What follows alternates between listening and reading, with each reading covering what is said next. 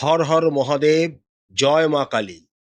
রাশি ও লগ্নাধিপতি বৃহস্পতি পঞ্চম ভাবে তুঙ্গস্থ, চতুর্থ ভাবে বুধের ভদ্র নামক পঞ্চমহাপুরুষ রাজ্য, রাশিতে শনির অবস্থান।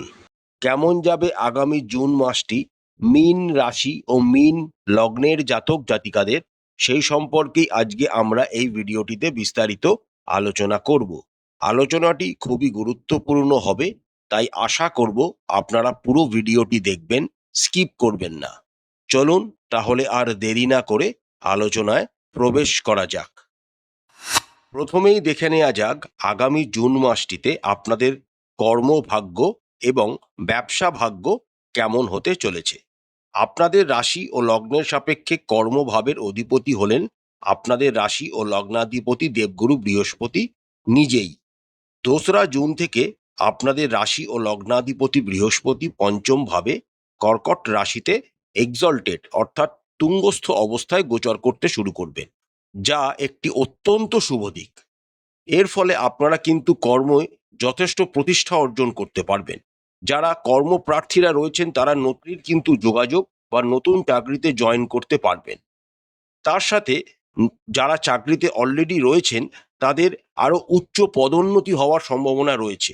আপনাদের আপনাদের জন্য বড় ধরনের কোনো পদ অপেক্ষা করে রয়েছে এবং তার সাথে বড় ধরনের কোনো প্রশাসনিক দায়িত্ব আপনাদের কাঁধে কিন্তু এই সময় দেয়া হতে পারে।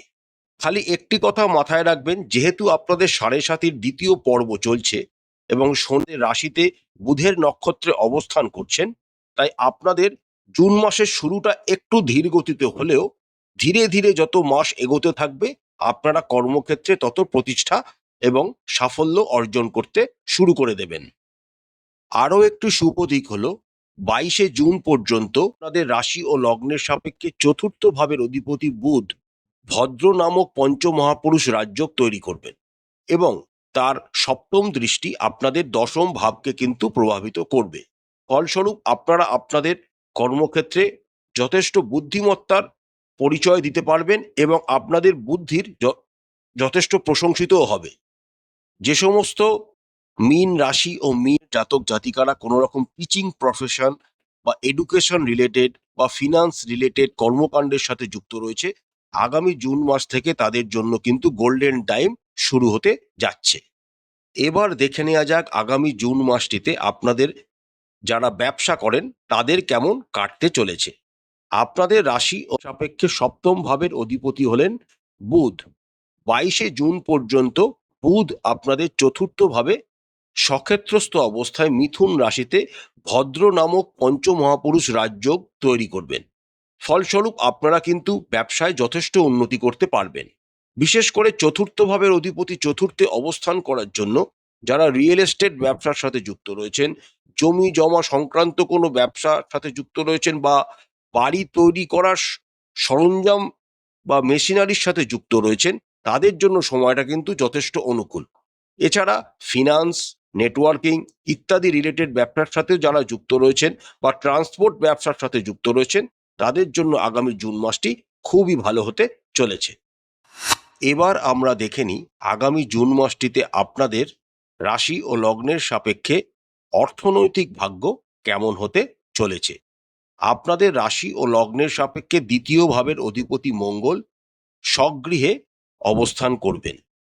জুন মাসের 20 তারিখ পর্যন্ত মঙ্গল আপনাদের দ্বিতীয়ভাবেই স্বগৃহে অবস্থান করছেন, যা সঞ্চয় করার দিক থেকে যথেষ্ট শুভ।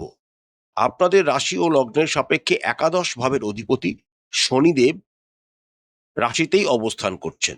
যদিও আপনাদের রাশি ও লগ্নের সাপেক্ষে দ্বাদশ ভাবের অধিপতিও শনিদেব, অর্থাৎ আপনাদের আয়ও হবে আবার ব্যয়ও হবে, তবে ব্যয়ের পরিমাণ কিছুটা বাড়বে, কারণ রাহু পুরো জুন মাস জুড়েই আপনাদের দ্বাদশ ভাবে অবস্থান করবেন। হুটপাট কোনো ব্যয়ের সিদ্ধান্ত আপনাদের মাথায় চলে আসতে পারে, রকম লাক্সারিয়াস প্রোডাক্ট আপনারা হট করে কিনে ফেলতে পারেন, যার ফলে আপনাদের কিন্তু ব্যয় বৃদ্ধি হওয়ার সম্ভাবনা প্রবলভাবে দেখা যাচ্ছে। 20 জুনের পর তৃতীয় ভাবের অধিপতি মঙ্গল যখন আপনাদের তৃতীয় ভাবে অর্থাৎ পরাক্রম ভাবে একটি শক্তিশালী অবস্থায় গোচর করতে শুরু করবেন এবং এই মঙ্গলের ওপর একাদশ ভাবের অধিপতি শনির যে আপনাদের রাশিতেই অবস্থান করছেন তার তৃতীয় দৃষ্টি পড়তে শুরু করবে, তখন থেকে কিন্তু অর্থনৈতিক ভাগ্য আপনাদের আরো ভালো হতে শুরু করবে। আরো একটি অনুকূল দিক হলো চতুর্বুধের স্বগৃহে অবস্থান এবং ভদ্রযোগে তৈরি।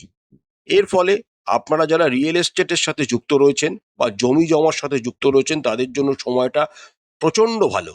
এই সময় আপনারা যারা জমি সংক্রান্ত কোনো ব্যবসা শুরু করতে চাইছেন তাদের জন্য অনুকূল, বা জমি যারা কিনতে চাইছেন বা বাড়ি কিনতে চাইছেন বা কোনো রকম গাড়ি বা যানবাহন কিনতে চাইছেন তাদের জন্য সময়টা কিন্তু যথেষ্ট অনুকূল। 2 জুনের পর যখন দেবগুরু বৃহস্পতি আপনাদের পঞ্চম ভাবে এক্সল্টেড অর্থাৎ তুঙ্গস্থ অবস্থায় কর্কট রাশিতে গোচর করতে শুরু করবেন এবং তার নবম দৃষ্টি আপনাদের রাশির ওপর পড়তে শুরু করবে, তার ফলস্বরূপ আপনারা কিন্তু অর্থনৈতিক জীবনে যথেষ্ট উন্নতি করতে শুরু করবেন। দেবগুরু বৃহস্পতির সপ্তম দৃষ্টি আপনাদের একাদশ ভাবকে প্রভাবিত করার জন্য আপনাদের আয় কিন্তু অনেকাংশে বৃদ্ধি পাবে। যে সমস্ত মীন রাশি ও মীন লগ্নের জাতক জাতিকারা শেয়ার মার্কেট, মিউচুয়াল ফান্ড ইত্যাদিতে ইনভেস্ট করতে চাইছেন তারা 2 জুনের পর চেষ্টা করতে পারেন, সময়টা কিন্তু খুবই অনুকূল। এবার আমরা দেখে নিই ইম্পর্টেন্ট বিষয়, স্বাস্থ্য আগামী জুন মাসে আপনাদের কেমন থাকতে চলেছে। আপনাদের রাশির ওপর দিয়ে শনি বর্তমানে অবস্থান করছেন, তাই অনেকদিন ধরেই আপনাদের শরীর কিন্তু খুব একটা ভালো যাচ্ছে না, কিন্তু জুন মাস থেকে তার পরিবর্তন ঘটতে শুরু করবে। কারণ রাশি অধিপতি বৃহস্পতি পঞ্চমভাবে তুঙ্গস্থ অবস্থায় গোচর করতে শুরু করবেন। আবার দেবগুরু বৃহস্পতির নবম দৃষ্টি আপনাদের রাশিকে প্রভাবিত করতে শুরু করবে, যেখানে আগে থেকেই শনি উপস্থিত আছেন, অর্থাৎ ডবল ট্রানজিট থিওরি কিন্তু আপনাদের স্বাস্থ্যের দিক থেকে অ্যাপ্লিকেবল হতে শুরু করে দেবে। অতীতের থেকে চলে আসা কোনো রোগ থেকে আপনারা ইজিলি মুক্তি পাবেন, নতুন কোনো রোগ আপনাদের জীবনে কিন্তু আসবে না। 20 জুনের পর শরীর স্বাস্থ্যের আরো উন্নতি ঘটবে, কারণ পরাক্রমভাবে মঙ্গল যখনই গোচর করে যাবেন আপনাদের সাহস, উদ্যম, বীরত্ব অনেকাংশে বৃদ্ধি পাওয়ার সম্ভাবনা কিন্তু দেখা যাচ্ছে। একটি কথা মাথায় রাখবেন, যেহেতু ষষ্ঠভাবে কেতু পুরো জুন মাস জুড়েই অবস্থান করবেন, তাই গুপ্ত কোনো রোগ আপনাদের কিন্তু হতে পারে। তাই এরকম যদি সিচুয়েশনের সম্মুখীন আপনারা হয়ে থাকেন তাহলে ভালো ডাক্তারের পরামর্শ নিতে ভুলবেন না। এবার আমরা দেখে নিই আগামী জুন মাসটিতে আপনাদের প্রেম ভাগ্য ও দাম্পন কেমন হতে চলেছে। আপনাদের রাশি ও লগ্নের সাপেক্ষে 2রা জুন থেকেই দেবগুরু বৃহস্পতি পঞ্চম ভাবে গোচর করতে শুরু করবেন, যা একটি অত্যন্ত শুভ দিক। পঞ্চম ভাবে দেবগুরু বৃহস্পতির অবস্থানের জন্য আপনারা যারা প্রেমের সম্পর্কে যুক্ত রয়েছেন তাদের প্রেম আরো গাঢ়ত্ব লাভ করবে। আপনাদের মধ্যে রোম্যান্টিকতা সবসময় বজায় থাকবে। অনুকূল পরিবেশের মধ্যে আপনারা নিজেদের প্রেম জীবনকে এগিয়ে নিয়ে যেতে সক্ষম হবেন। এই সময় আপনারা আপনাদের প্রেম সম্পর্কিত বিষয় নিজেদের পরিবারকেও জানাতে পারেন এবং সময়টা খুবই অনুকূল এই প্রেম বিষয়টিকে বিবাহে রূপান্তরিত করার জন্য, এবং পরিবারের সমস্ত ব্যক্তিত্বরাও আপনাদের এই সম্পর্ককে সাপোর্ট করবেন। শুধু বৃহস্পতির অবস্থানই নয়, 8ই জুনের পর শুক্রও আপনাদের পঞ্চম ভাবে গোচর করতে শুরু করবেন। আর শুক্র হলেন প্রেম রোমান্টিকতার কালগ্রহ। সুতরাং আগামী জুন মাসে আপনাদের প্রেম জীবন নিয়ে কোনো রকম ঝামেলা বা ঝঞ্ঝাটের মধ্যে পড়তে হবে না। কোনো রকম বাধা বিঘ্ন আপনাদের প্রেম জীবনে কিন্তু আসবে না। আপনাদের প্রেম জীবন যথেষ্ট ভালো তা বলাই যেতে পারে।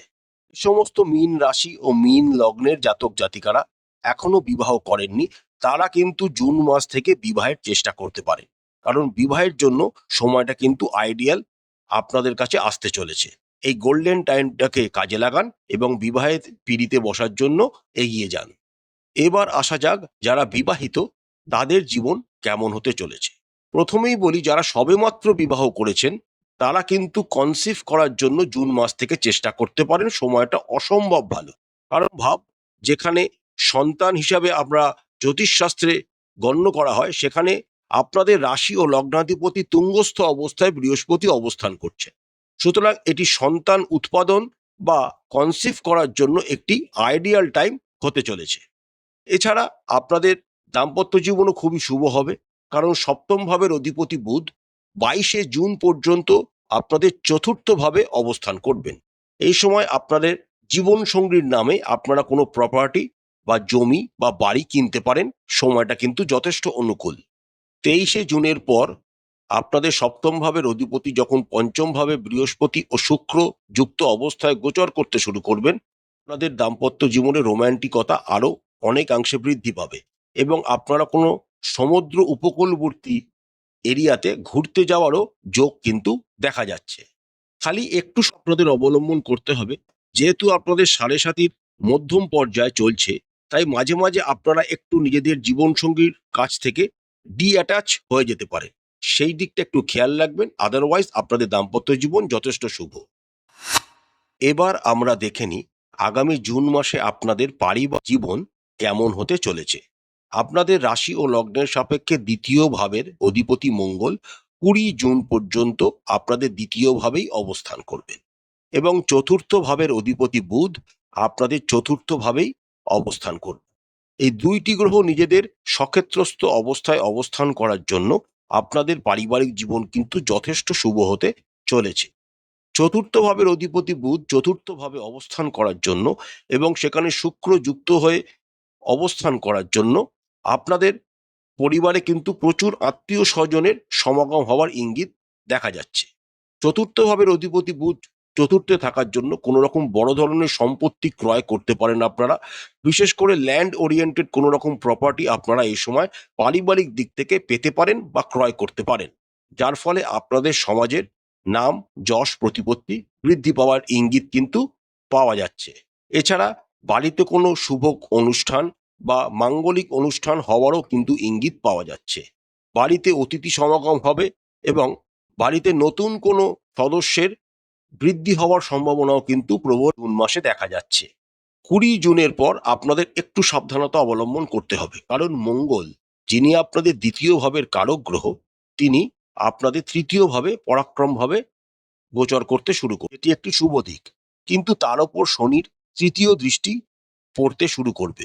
ফলস্বরূপ কথাবার্তা বলার সময়, বিশেষ করে বাড়ির বড়দের সাথে কথাবার্তা বলার সময় একটু বাচন ভঙ্গিটাকে রুচিশীলভাবে ব্যবহার করবেন, না হলে কিন্তু অহেতুক অহংবোধ বা ঝামেলার সম্মুখীন আপনাদের হতে হবে।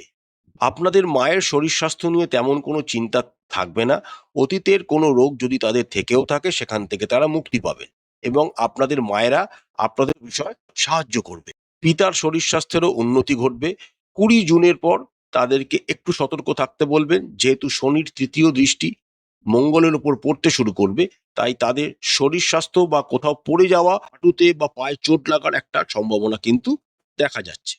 ভাই বোন দাদা দিদিদের সাথে সম্পর্ক আপনাদের উন্নতি ঘটবে, তারাও আপনাদের সমস্ত বিষয় সাহায্য করবে। বন্ধু বান্ধবরাও আপনাদের সাহায্য করবে, তবে চেষ্টা করবেন বন্ধু বান্ধবদের সাথে ভালোভাবে কথাবার্তা বলার, ভালোভাবে ব্যবহার করার, তাহলেই তারা আনন্দিত হবে এবং সমস্ত বিষয় আপনাদের পাশে থাকবে। প্রতিকার স্বরূপ আপনারা রাশি ও লগ্নাধিপতি দেবগুরু বৃহস্পতির বীজ মন্ত্র প্রতিদিন 108 বার করে জপ করবেন। চেষ্টা করবেন 108 বার এই বীজ মন্ত্র জপ করার সময় হলুদ রঙের বা ইয়েলো কালারের কোনো রকম বস্ত্র পরিধান করার। প্রতিদিন একটি নির্দিষ্ট সময় হনুমান চালিসা অবশ্যই পাঠ করবেন। শ্রী শ্রী বিষ্ণু সহস্রনাম প্রতিদিন পাঠ করবেন এবং সকালবেলা স্নান সেরে মাথায় সাদা চন্দন বা কেশরের তিলক লাগাবেন। এতে আপনাদের অনেক উন্নতি ঘটবে। আশা করছি আজকের ভিডিওটি আপনাদের ভালো লেগেছে। জুন মাসটি আপনাদের সবাইকার ভালো কাটুক এই আশাই করি। মা কালী আপনাদের সমস্ত মনস্কামনা পূর্ণ করুক, আপনাদের সমস্ত ইচ্ছা যেন পূরণ হয়, এই প্রার্থনাই করি মা কালীর কাছে। আমাদের চ্যানেলের কন্টেন্ট যদি আপনাদের ভালো লাগে, তাহলে অবশ্যই চ্যানেলটিকে লাইক করবেন, শেয়ার করবেন, সাবস্ক্রাইব করে আমাদের চ্যানেলটির পাশে থাকবেন। হর হর মহাদেব, জয় মা কালী, নমস্কার।